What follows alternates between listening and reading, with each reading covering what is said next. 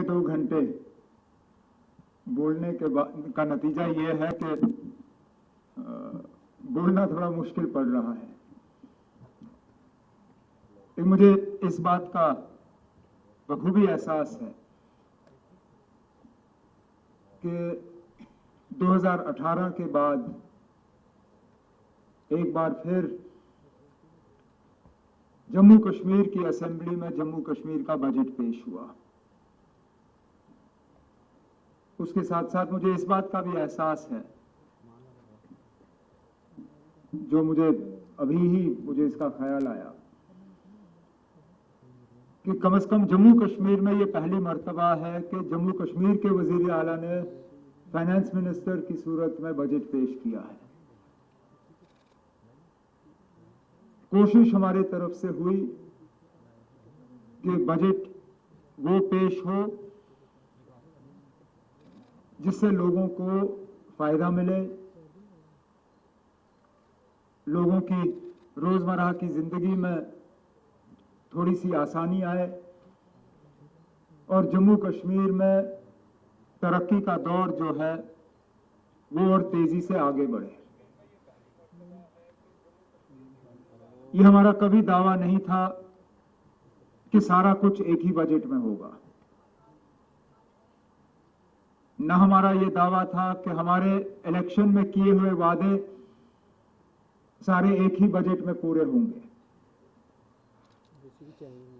तो इसलिए मैं यहां बैठ के ये नहीं कह रहा हूं कि सारा कुछ अब हो गया है। हम ये कह रहे हैं कि आने वाले 5 साल के लिए हमने बुनियाद रखी है। बुनियाद मजबूत हो तो उसके ऊपर जो दायरा बनता है, जो स्ट्रक्चर बनता है, वो मजबूत होगा। अगर बुनियाद कमजोर रही तो जो आप उन बुनियादों पर कायम करने की कोशिश करोगे वो रहेगा नहीं। और कहीं पर भी, किसी भी समाज में, किसी भी सोसाइटी में जो ख्याल रखना है तो सबसे पहले ख्याल उनका रखा जाता है जिनको सबसे ज्यादा जरूरत है। इसलिए सोच समझ के इस बजट में जो इनिशिएटिव्स लिए गए, जिन वेलफेयर मेजर्स का आज ऐलान हुआ, वो जम्मू कश्मीर की सबसे गरीब जो तबका है उनके लिए है। ये बुनियाद है। आगे जैसे जैसे हम जाएंगे और हमारी माली हालत बेहतर होती जाएगी, जो सोशल वेलफेयर मेजर्स हमें लेने होंगे उनका दायरा जो है बढ़ता जाएगा। लेकिन फिलहाल मैं अपनी जगह मुतमैन हूं कि जिन हालात में आज जम्मू कश्मीर है फाइनेंशियली, और एक यूटी की सूरत में, ये जम्मू कश्मीर के लिए एक बेहतरीन शुरुआत है। और मेरी और मेरे साथियों की, हमारी हुकूमत की लगातार कोशिश रहेगी कि जम्मू कश्मीर के लोगों को इस इलेक्शन में हिस्सा लेने का भरपूर फायदा हासिल हो। तो ये कहते हुए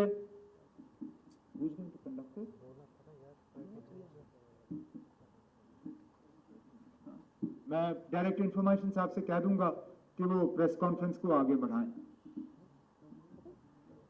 Sorry, you'll have to speak a little slowly. I didn't hear you. You're putting more emphasis on? Sir, you are putting more? No, our emphasis is not on one particular sector. Our emphasis is on taking J&K forward in a balanced manner, focusing on asset creation, focusing on improving the economy. In improving the economy, we want to focus on all 3 sides: the primary sector of the economy, the secondary sector, and the tertiary sector. So that means manufacturing, services. We have looked at all of these. I talked about growing the industrial base of Jammu and Kashmir, starting and expanding our industrial manufacturing areas. I have talked about the startup policy and giving a boost to entrepreneurship. There's also a renewed focus on agriculture and horticulture. Tourism is a major sector of our economy. We are looking to grow tourism arrivals both in Kashmir as well as in Jammu. Horticulture, of course, is an important facet of our economy. So it would be wrong on anybody's part, including mine, to make the case that we are focused purely on one part of the economy. That is on the economic side.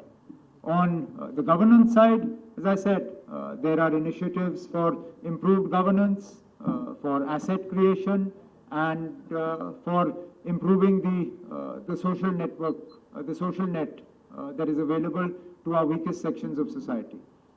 Private projects. Actually, in my budget speech, I've said that we are formulating a new hydropower policy. It is currently at the formulation stage within the Power Department. And as soon as we have the policy, the framework of the policy is ready. It's just that it has to be added to. Once the policy is ready, it will be put before the people. But the aim of that policy, again, is to focus on both the generation side, so that we have greater generation, and also on the distribution, transmission and distribution side as well, so that the losses that we have in our transmission and distribution system, those are also brought down. पहले तो capital expenditure कम नहीं हुआ है.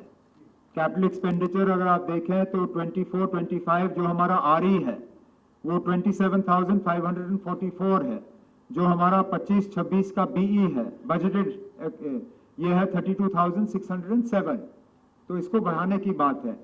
Revenue expenditure में कमी हुई है, जिसके लिए फाइनेंस सेक्रेटरी साहब ने आपको पहले ही समझाया है. वो इसलिए है कि हमारी पुलिस की बजट और पुलिस पेंशन जो है वो जम्मू कश्मीर की बजट से हटा के मरकजी होम मिनिस्ट्री की बजट में डाला गया है, इसलिए इसमें कमी आई है इस बार. अब आप मेरी बात समझने की कोशिश करिए ना. पिछले साल की सैलरी में जो हमारी पुलिस है उनकी सैलरी बिल इसमें शामिल थी. इस साल वो सैलरी पुलिस कंपोनेंट जो है वो हमारे बजट से हटा के मरकजी बजट में डाला गया है, इसलिए वो निकाल के ये नंबर कम हुआ है. एम्प्लॉइज की तादाद कम नहीं हुई है. एम्प्लॉइज की तादाद बढ़ेगी, घटेगी नहीं, लेकिन सैलरी कंपोनेंट कम हुआ है क्योंकि वो हिस्सा जो हम पुलिस को तनख्वाह के तौर पे देते थे वो अब हमारे बजट से हटा के मरकज की बजट में आ गया है. Next question please. जहां तक डेली वेजर्स और इनकी बात है, उनके लिए एक पॉलिसी हमें बनानी होगी. पहले तो ये है कि हमें उनका नंबर तय करना होगा, क्योंकि आप जिससे बात करें नंबर बदलता रहता है. कहीं पे भी एक नंबर हमारे पास है नहीं. जब हमारे पास नंबर होगा उसके बाद उनके लिए हमें क्या पॉलिसी बनानी होगी वो हम तय कर सकते हैं, लेकिन जरूर उनके लिए कुछ ना कुछ तो करना ही होगा. और जहां तक आपने एएवाई और बीपीएल वाली बात की,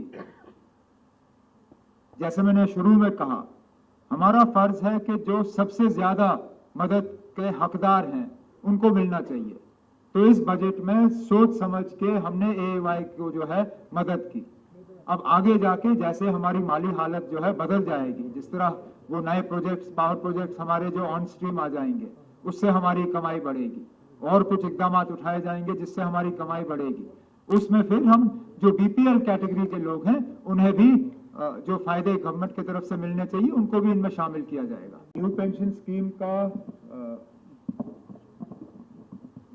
ओल्ड पेंशन स्कीम पे उसमें तो कोई बदलाव नहीं है. ओल्ड पेंशन स्कीम के मुलाजिम जो है वो ओल्ड पे रहेंगे, जो नए मुलाजिम लगे हैं वो न्यू पेंशन स्कीम पे होंगे, और इसमें कोई बदलाव लाने की बात नहीं है. जहां तक जर्नलिस्ट के पेंशन्स वगैरह की बात है, मैं ईमानदारी से कहूं हमने इसके बारे में सोचा नहीं है, लेकिन अगर आपके पास कोई ऐसे मतलब आइडियाज हैं जो आप शेयर कर सकते हो, उसमें फिर आप देख लीजिए ना कितना बर्डन आप उठाने के लिए तैयार हो और कितना आप हमारे ऊपर डालने के लिए कितना चाहते हो. बात की क्योंकि हम चाहते हैं कि एक वाइब्रेंट प्रेस जो है वो कायम हो। जम्मू का प्रेस क्लब चल रहा है शायद, लेकिन श्रीनगर में चल नहीं रहा है। श्रीनगर का प्रेस क्लब दोबारा चले, उसके लिए इकदाम उठाए जाएंगे। We've had so many questions that I don't know where to start. One, SRTC daily ridership is more than 20,000. So it's not as if SRTC buses are going empty. And it is our endeavor to augment that fleet and strengthen SRTC's network. So obviously, ladies, when they're able to travel free, both within the e-bus network and SRTC, we believe that it will benefit them greatly. I don't expect anything but criticism of the budget from the opposition, because that's why they're called opposition. If they were anything else, they would be in government. I mean, it would be difficult for you to find me an example where an opposition has come out from Parliament or the Assembly and praised a budget. Therefore, that's not for me any sort of criteria.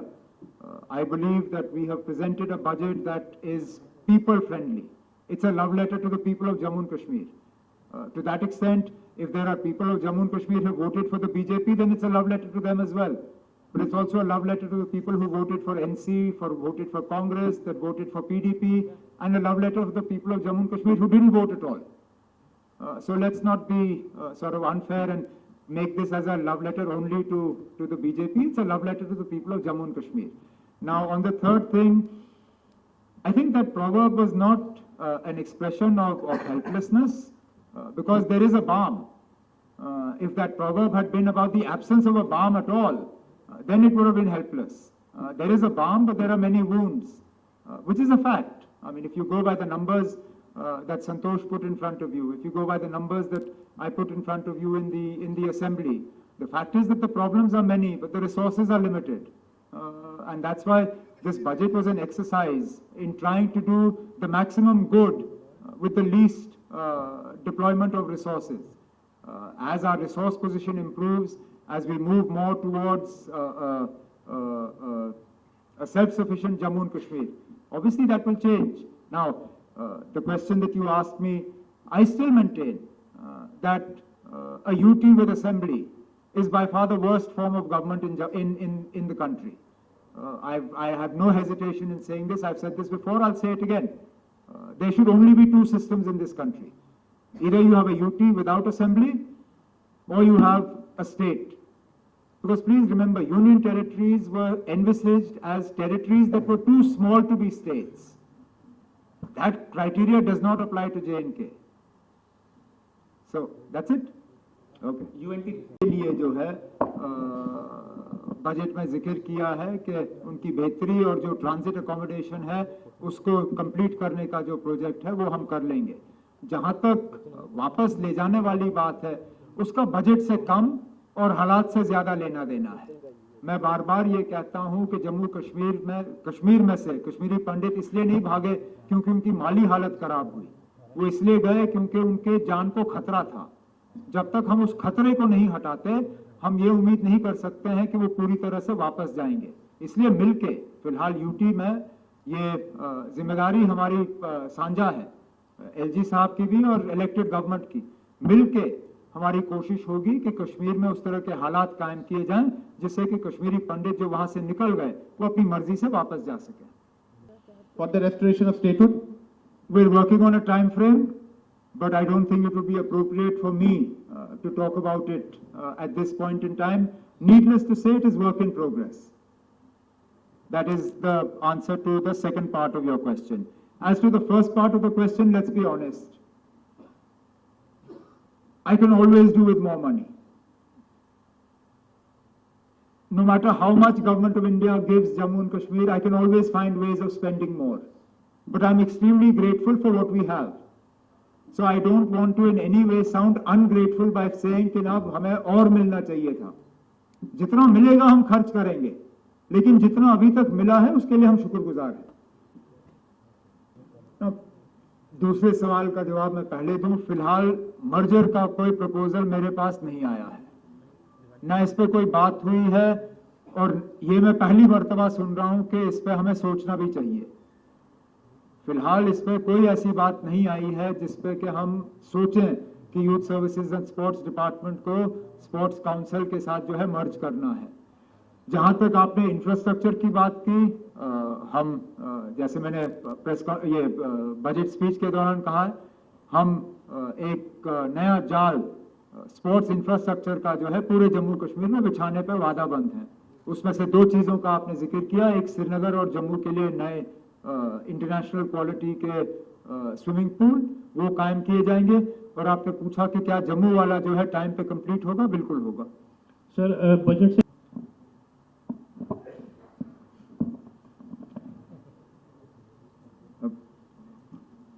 मैं वही deputy CM साहब मुझे याद दिला रहे हैं कि मैं खुद खाता नहीं हूं, तो मैं दूसरों को भी शायद ये सबक देने की कोशिश कर रहा हूं कि आप ही कम खाओ। नहीं ना, अब इसमें हम तो सिर्फ बात ही कर सकते हैं, मिसाल पेश कर सकते हैं। हम अपने आप में एक मिसाल बन के लोगों को दिखाना चाहते हैं कि आप मेरी उम्र में 55 साल की उम्र में मैं 20 किलोमीटर दौड़ सकता हूं, तो फिर 20-22 साल के जो लोग हैं उन्हें क्या उनके पास क्या बहाना है? अगर कि मेडिकली वो फिट हैं, वजन वो कम क्यों नहीं रख पाते? तो चीजें हैं, लेकिन मैं कोई बड़ा डंडोरा पीट के लोगों के पीछे नहीं दौड़ रहा हूं। सिर्फ कोशिश कर रहा हूं कि एक मिसाल कायम करूं जिसको ज्यादातर लोग फॉलो कर पाए तो अच्छी बात होगी। और सबसे पहले तो मैं अपने मिनिस्ट्री साथियों को कहूंगा कि वो मेरे साथ 5 किलोमीटर दौड़ना शुरू करें, फिर बाकी जम्मू कश्मीर को दौड़वा दूंगा मैं।